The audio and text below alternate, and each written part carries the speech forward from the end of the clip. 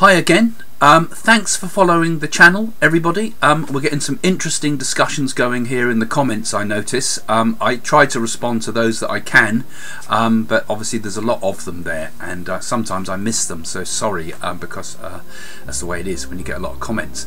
But today I'm going to talk a bit about the nature of science in its rejection of what people like myself do.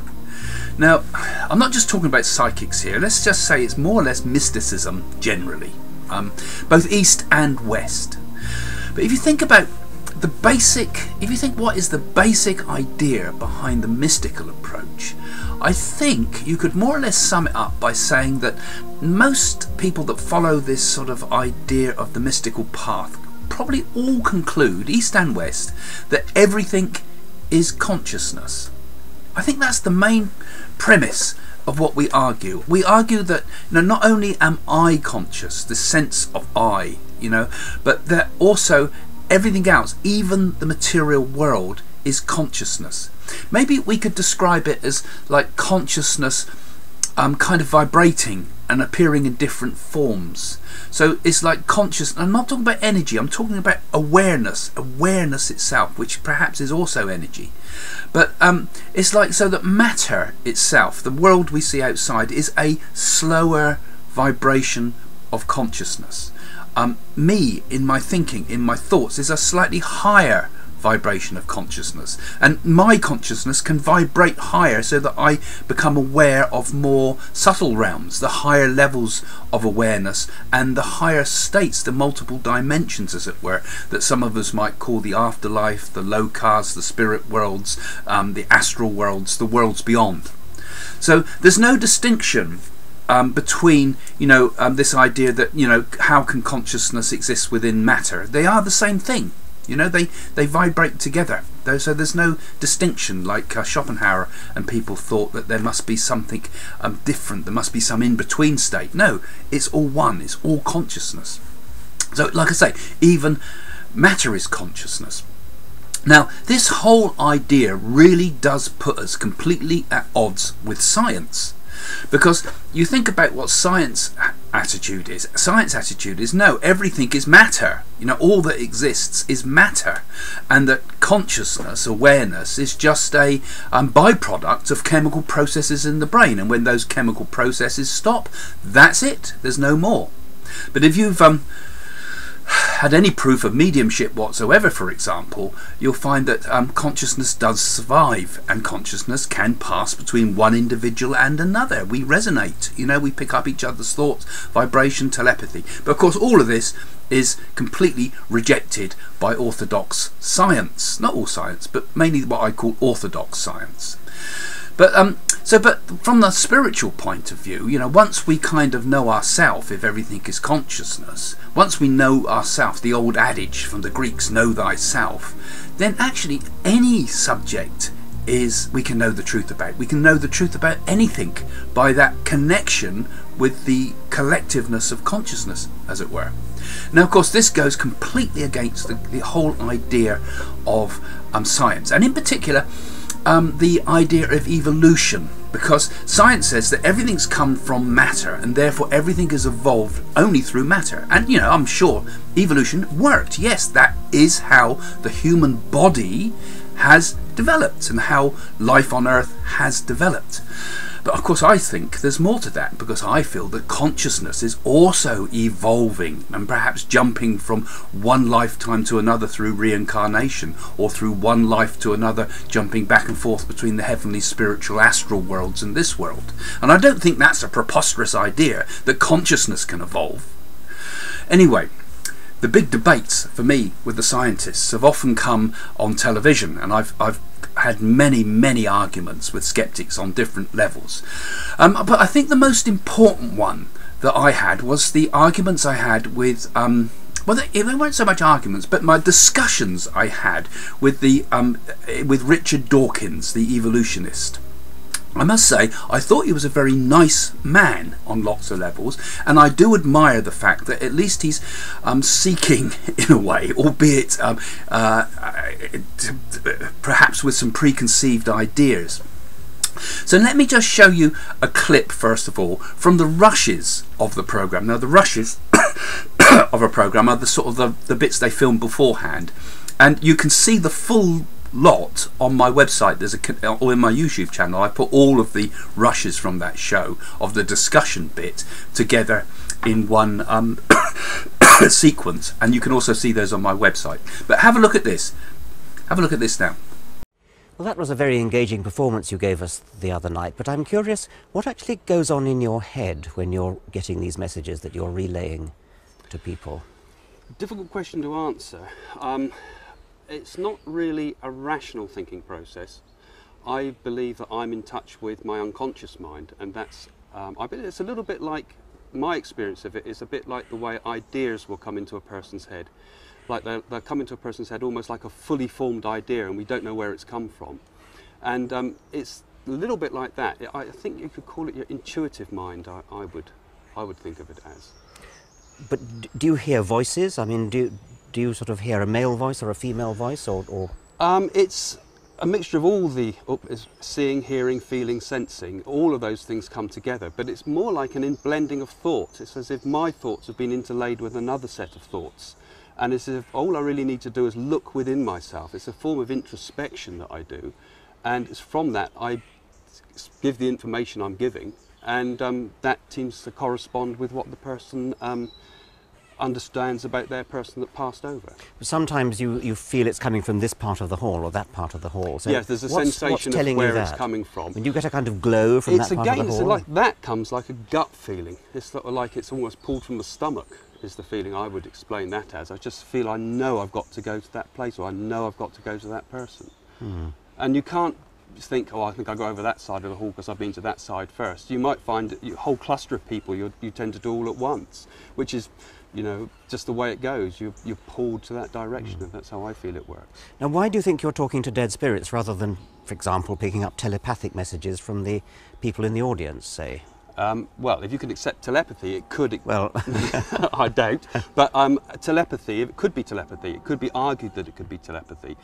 I would argue against that in that in some instances I've had instances where people have come to me afterwards and said that there's something. I, for example, said to one woman, there's a tin of green paint falling in your garage, and she went home and she found a garage was covered in green paint.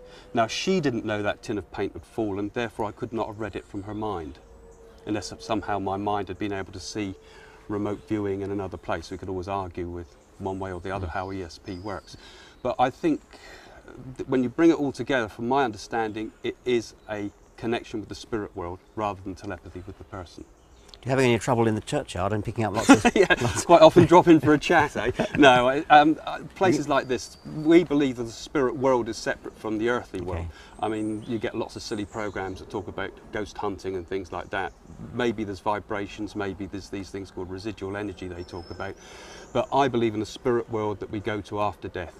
All I argue is that the personality continues after death. I don't even know there's a God. But I can argue that there's what I try to prove through my work, that life continues, that our personality somehow survives. So what you've seen is a clip of the raw material that went into the making of Enemies of Reason, and I was considered an enemy of reason. Now, there's a lot that went into that show, and in particular right at the start, and you'll have to go to my website to see the rest of the links. I put a link in the comments below, in the description below. You'll be able to see the other stuff that went with it, and my little clip of the final program. Now, on the program I demonstrated some mediumship, which Dawkins dismissed immediately. But the problem was now is that the editing was such, and they always say, oh, these psychics, they always say about the editing, but the editing was such that they only showed what was convenient to their preconceived ideas. In my case, there was one person I'd gone to, out of the multiple people I'd gone to, who had actually apparently already had a message from me from a spiritist church before. So the implication, of course, is that I knew all about her.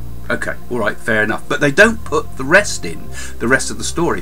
So I'm just going to read you some of the letters that came in after that show from the people that wrote to me who had been at and saw the television program, and are appalled at the way their their messages had been tampered with, as it were.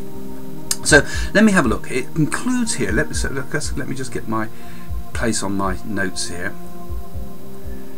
Okay.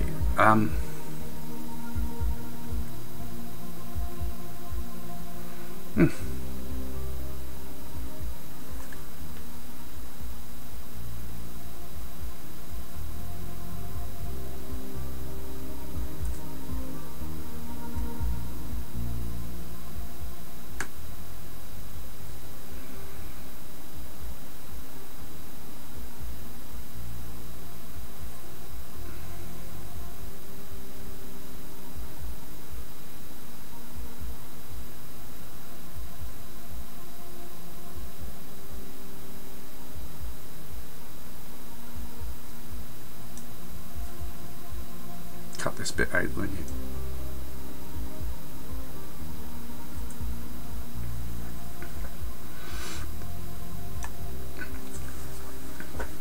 So a number of the spiritualists that were there were very angry at the fact that Richard Dawkins conveniently ignored really important proofs of life after death that were in the evidence that I gave. And a few wrote to Channel 4 to complain.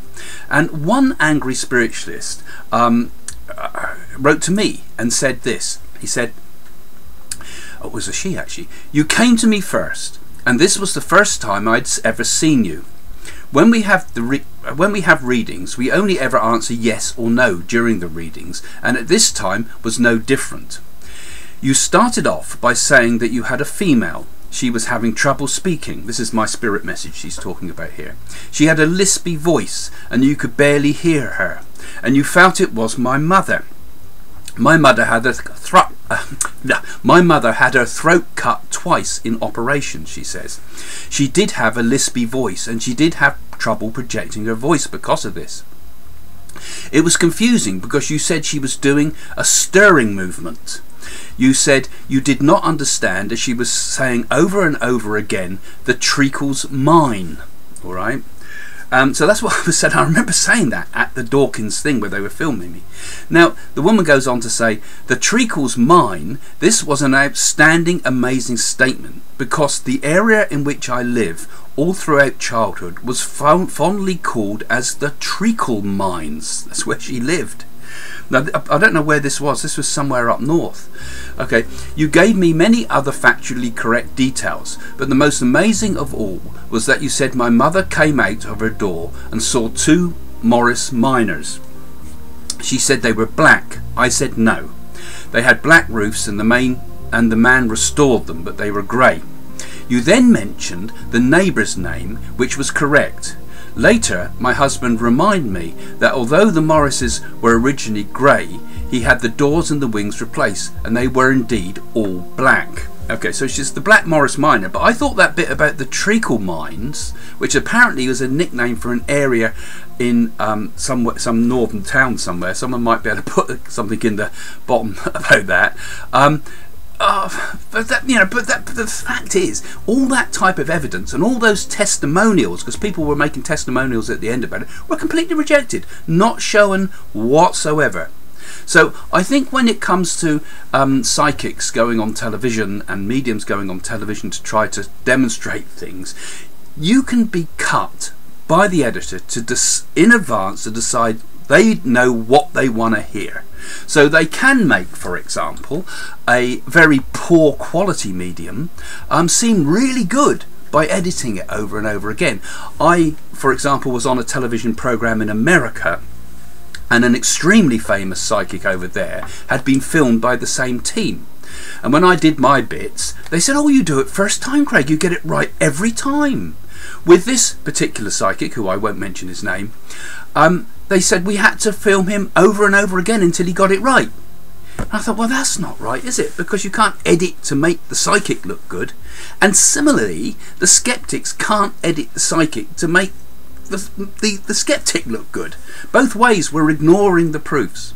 So my thoughts are that if you see psychics on television, it would be far, far better if it was live, a live stream. Now that's not going to happen because television has to edit for entertainment purposes. You know, it's got viewers who aren't going to sit there and watch 2 or 3 hours of mediumship in order to get a few facts. They want to boom, now let's have it all in a seconds, you know. But it does mean that this editing does make some mediums look what they're not, both ways, both either too good or not good enough. And I would hope that in the future, with the development of YouTube more and live streaming like we're getting now, that we might be able to get in a position where we can do live mediumship and people can watch the whole thing without edit, and then you can tell who's a real medium and who's not. Or go and see them at the theatre. And here comes the plug, come and see me and Jane at the theatre soon, because we're doing some demonstrations, and you can see mediums working live without edit, without snipping, and you can even go and ask some of the people in the audience who've had messages and get a face-to-face talk with them to find out if they knew us in advance, or if they've had messages before, or what the evidence meant, you know, so they can be revealed, you know. Anyway, I've talked quite a lot there, but there's a lot more I could say about the whole events. There was many other spiritualists that wrote to me about that that day at the Spiritualist Church, which you'll be also able to see on my website, as I said. So have a look in the links below if you want to follow up and see some more about these what happened on those days. And do come and see Jane and me at the theatre. We'd love to see you there. It's going to be in the south of England. Okay, see you soon. Bye for now.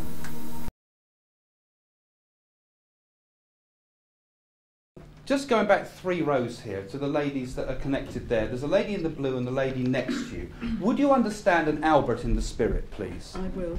Would you also understand that there is some connection here with the horses link that's important? Work horses, yes. Right. And do you also remember, connected round that, it was something like a brewery it might have been. Was that have been brewery dray horses of some sort? The or dray coal? horse. Yeah, the dray horses are important, and there's a mill, yes. Right.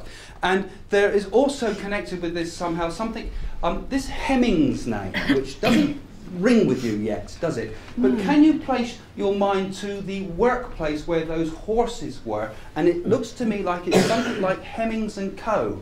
Hemmings Can you Yard. remember that? Because it has the gold sort of lettering, almost like fairground lettering. Hemmings Yard. Hemmings Yard. So we've got the link there already with it. Now, Albert, I want to come to, Yes. who is quite a card, isn't he? Yes, he He's is. quite a character, right?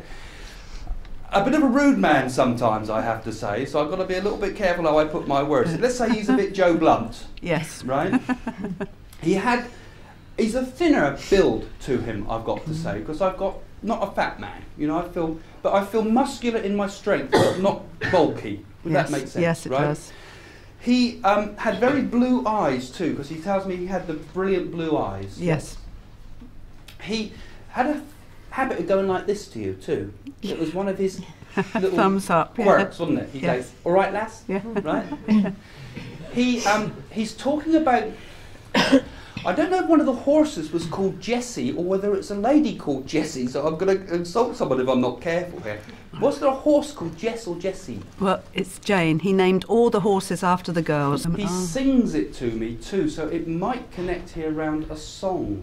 Well, he was always Lady singing. round the drainy or something he's saying. That makes no sense to me. I don't recognise it. He always used to sing like ditties, Right. bit saucy. And if he saw, I better not ask you for more. right, okay, but that's what it links to. Right. He okay. linked So it you would that way. understand Yeah, that, what I've okay. said. You would understand that. Yes, That's okay. okay. Yeah. There's somebody with him here also called Jack that liked the gardening, Yes. right? And Jack is the opposite to him because the Albert life describes a thinner man, but Jack's shorter and wider, Yes. right?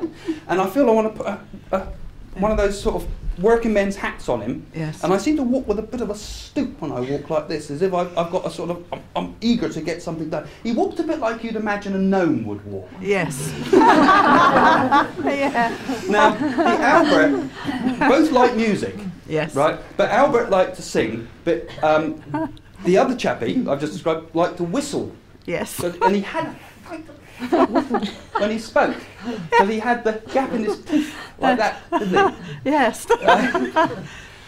Who was something like Uncle Nichols?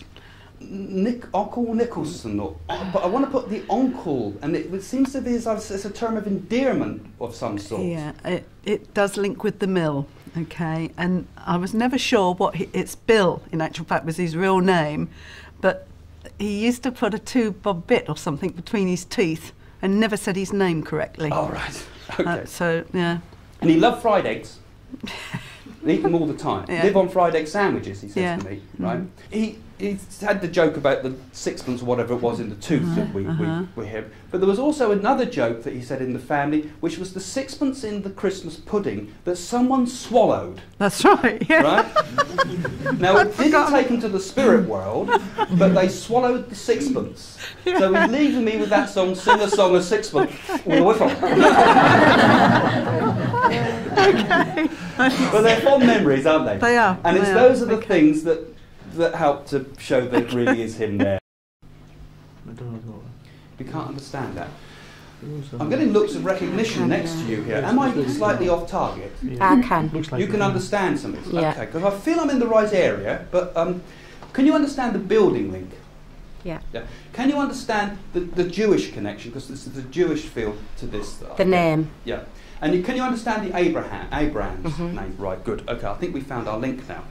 And you would understand that in the past there was a problem of some sort where a business kind of had to be a bit of a wrangle done, where they had to close it and open it, and there was some people losing a bit of money here. And it would have affected your family, I feel.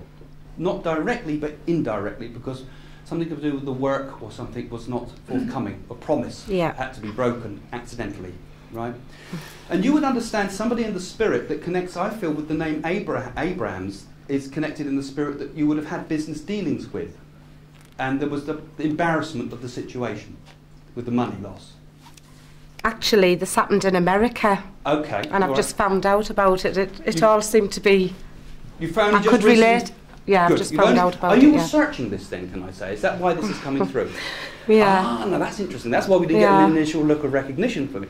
So you've been trying to research this to find out more information? I've found out the information. Right. Some of it, yeah, a lot Because of it. what can I say? Is this connected with the fact that there was an inheritance that you thought you should have had, which was in America stroke Canada as well, because there's a Canadian connection, which you've not mentioned, right? Found that out yet? Yeah? Not yet, no. But well, look for the Canada connection, and there was... The inheritance went, but there was one business closed and another one continued. The other one still exists, I feel. Or connections to it. That's what I wanted to know, yeah. All right.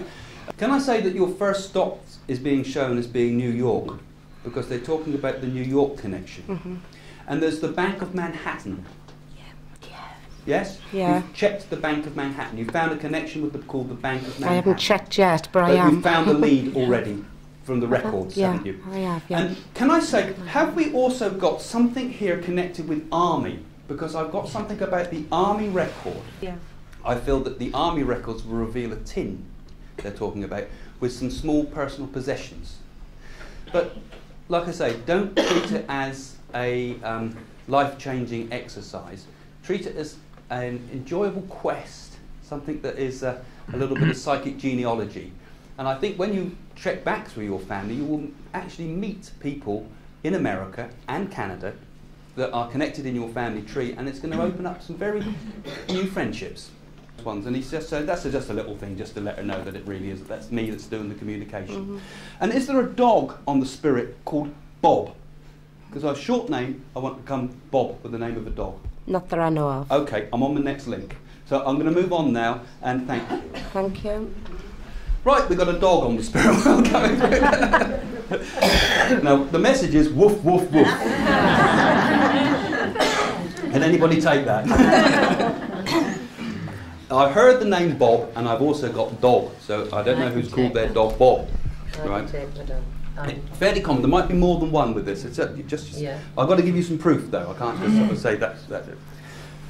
Firstly, I would say, as I link to you, that there is a very strong connection with you, with your animal friends particularly. There seems strong feelings with the animals. That's why I feel it's as if the dog runs... I get this picture of the spirit world coming to us and the dog running forward first. Right, yeah. Bob, as it were, was a bit of a scruffy looking dog, I've got to say. Real mess. I'm not very good with them. We used to have a Jack Russell, and I get a feeling he's a little bit... We had a Jack Russell cross with a Dachshund. And I've got a feeling can imagine. Yeah. He's a bit like that, you know, Yeah. run to the runts. That's how you would understand him, though, wouldn't I it? know. Yeah. But very lovable. Yes. Now, standing by him, there's a gentleman that would connect with that dog particularly because he yes. was very, very close with him. Yes. Now, he's a bit quieter in his manner, I've got to Yes. say. But he'd have a good sense of humour, but he's one that would lay a joke on you, as it were. That's right. Rather than be loud and brash about it, isn't he? That's correct. He had a lot of trouble in his life with his teeth. Because Yes. he had his teeth out eventually, but they were one at a time. It's like he had to have Yeah. every tooth in his Yeah, head he did filled have- before they finally took them He all did out. have, yeah. And he said, "Oh, what a lot of trouble I went through with that." You know. Did the dog also have its teeth done, filled? I wouldn't know about that. I would have to ask. Oh, it's a I shame would you can't have to confirm ask. it. Because I just feel him joking about Yeah, it. He has, yeah. he had the, There he was had a the- joke about his teeth. It was a joke. There was lots of jokes about the teeth. Lots of jokes And there was a about his lady teeth. that had false teeth. Now, I Yes. think I want to put the name Mary with that. Oh, yes. Now, Mary had the false teeth, but she used to put them on the mantelpiece. Well, And Mary used the false teeth to cut the cake with. Cut the cake I would have to with. She ask. was a right card, Mary, wasn't she? Yes, you have. I'd have She- to ask about that. If she But didn't it's do a it in type of reality, trick- it's the sort of joke she did. It's a type of trick the man would do. Yes, Yes. yes. The two of them are quite But humorous. possibly. Yeah, but they're having a real fun here. Yeah. They love Christmas time. But Oh, there was yes. Also, I think there was a passing they're talking about that came just after Christmas. They got Yeah. through the Christmas, and then there was the passing. So, but always Oh, remember yeah. the happy memories of Oh, yeah. Christmas. And he says it's glad the passing didn't happen until just after Christmas, because Christmas has been in the family a very important time. Now, Christmas is everybody's important for Christmas, but he said that it was a time we used to bring the whole family together because we were scattered very much. There was people in Ireland, I've got to say. Yeah. There was somebody that went to Ireland. There was somebody went to Scotland. Who was Nelson? Nelson, I can take regarding sea Right. connections. Yeah, he's got one patch on his eye and he put flags on his ship. Ah, Oh, was now, that the yeah. other one? I can take you can that. understand Yes, the Nelson I can. because he's just saying we've yeah, got Nelson he's having here a too. joke there. Right. And yeah, I can, because in a Yes, very definitely. humorous mood, I can probably Yeah. be telling you all sorts of crazy stuff. As long as it makes sense to you as It evidence. does. Right. It does. So he's just talking, he said, where was it? I'm going to tell you about where the people are in the world, because he put me to Ireland. Oh, yeah. He said, well, Nelson, right? And now, I don't know whether you're just leading me along the path a bit more here, but would you also understand the name Wellington? Yes. Yes. You haven't got royal connections over Well, apparently one of my... Well, I'm not going to tell you. You've got to I'll tell find me. out. Tell us afterwards. Or else Anne will smack my hand. Okay. But I just said something. He's having a joke. We've got the Yeah. Nelson connection. We've got the Wellington connection. I think Lovely. he's just here to embarrass me. You know, we'll have the Queen of Sheba next. But he's great fun. Yeah. I've got to say. Oh, yes. I've got great fun with him, and he just really wants to come through, really just to share his happiness with you, because life can be tough. He says. And we all know it's tough, but he said it's been a bit tough of late. It There's has, been yeah. some tough times, not just for you, but for many people that are very close to you, with a great deal of love for, and they've suffered too, and you've felt helpless sometimes because of the suffering of others. But he says we look down upon it, and he says when we look at the bigger picture, when we see the whole picture completely, we realise that at the end of the day, it's only a small blip. That the bigger picture is one of great happiness and love. And all those little things that he's been telling you about Nelson and Wellington and the rest of it, is really there just to... He shares your tears in a way, but they're not Yes. tears of sadness. No, the They're tears of joy. of happiness, Yes. aren't they? Yes, And tears I of joy. feel he wants just to let you know that, you know, they share every pain with you and they share every happiness, but when they see the big picture, it's one of joy. Yes. Okay. Thank you. I'd like to know who that Nelson and Wellington are. And that wasn't from Bob the dog either. No, that was from Bob the man. Bob the man. Right.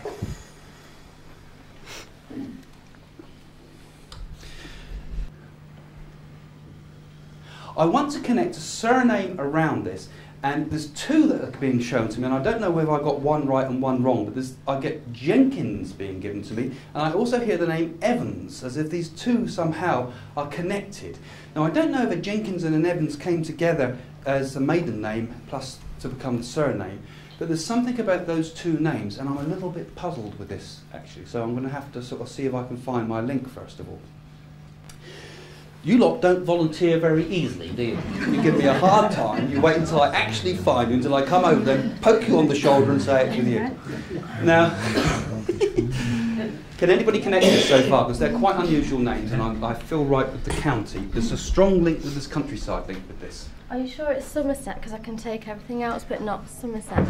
Ah, well, maybe maybe. Well, let's see. Let's see if I can get some more information. You would understand the Jenkins and the Evans. Both school friends, and the place where I was born was Kimberley. Kimberley. Well, that sounds right to me, doesn't it? It sounds like I've probably got the Somerset bit wrong, so I'll slap my lips for that. That's because I was talking about, you know, civilised areas, and it obviously isn't. So, I'll never come here again, will I?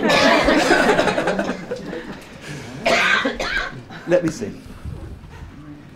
So we're going back to school friends here, and we're going back to your school memories here, but you would connect those things and understand those as strong connections to school memories. Yes, and I used to live at the side of a farm. Okay, all right. Now, going back to school days, I want to come to a bit of a sad link, because I feel as if I'm talking about a younger person here that took their own life. There was one, yes. Yeah, and this would have been at your school, because it would still be, I could still hear the school bell ringing, as if we're close to it, or we've only just left, or we've not been... We're not growing as a full adulthood by any means. Yeah, it's a young person. That's right. Right. This caused in you a lot of fear at the time, because you tasted bereavement very early in your life in that respect, because it was close to home, as it were. Mm-hmm. Right. So I think I've hung myself. That's right. Because I've like that. Yeah. And the parents, of course, boom. Nobody expected this to happen, did they? No, he was a very bright child. Yeah, but probably overbright in a lot of respects, you know, because I can feel that. Well, you've said to me very bright child, but I feel he would have grown into like you would have expected him to grow into something like a professor or something like that. Because he was. Right. They used to take the poke him in the ribs about it. Unfortunately, didn't they? I nearly said something else, but they used to take the Michael. And what's names? He's giving me names here. It's not Michael, is it? But it's something like that. Is it Michael or Peter or Michael? Michael. His name's Michael. That's why they take the Michael. That's why. It's amazing how they do the little things, isn't it? So his name's Michael. That's right. And there's not a lot he can do now, because you're out of touch with his parents and things like that. They still live on the estate where a lot of my family live. Okay, because if there was any slim chance, and maybe if this is on the television, it might even reach out to them. If there's any slim chance that he's to let them know that he's all right, from that information, I feel it would get across. Okay. And maybe somebody being helped. The ways of the Spirit are amazing, how they reach out to people. Okay. They're telling me that you've been doing a lot of good work now. You've been in two minds, because you've got mediumistic powers yourself, but also healing powers yourself. And have been kind of a little bit split about which way to develop. Correct. But you do like the idea of therapy. Correct. And I feel that the healing side is a side that is of interest to you. I'm thinking of being a counsellor, yeah. Right. And this is going to be, you're saying about counselling, this is going to be ordinary, everyday counselling, as it were, but you're going to use your healing powers discreetly, without people even knowing that there's healing power coming from you.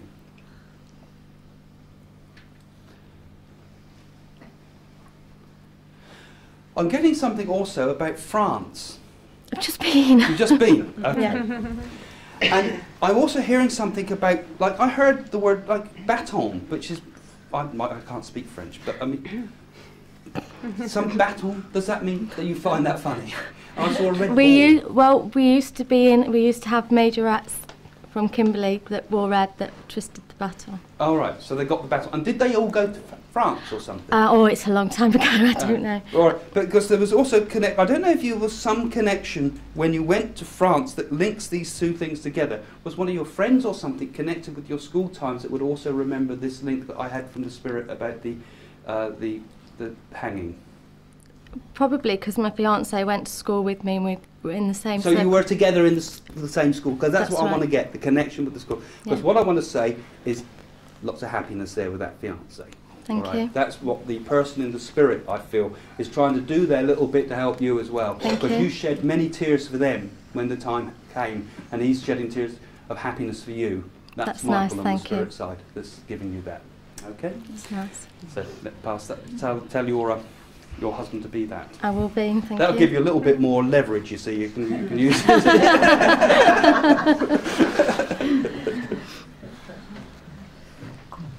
Okay.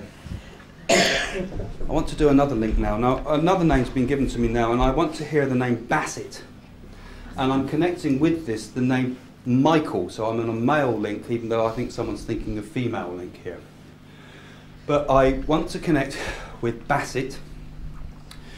I know we used to have a medium, she's Jean